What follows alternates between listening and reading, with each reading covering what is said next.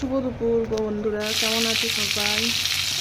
আমি ভালো আছি। দেখো, আমি আজকে কচুর শাক রান্না করবো। কচুর শাক প্রথমে পরিষ্কার করে তুলে রেখেছি, আর এই যে ইলিশ মাছের মাথাটা আমি ভালো করে ভেজে নিলাম।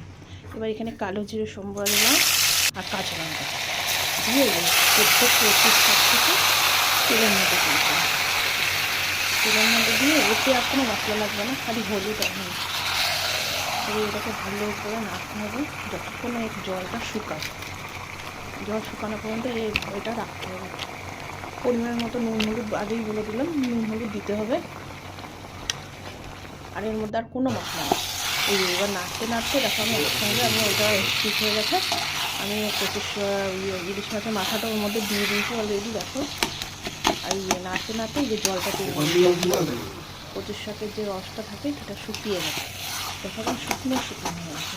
আর নামানোর আগে একটু মিষ্টি দিতে হবে। খেতে জাস্ট অসাম, খুব ভালো লাগে খেতে।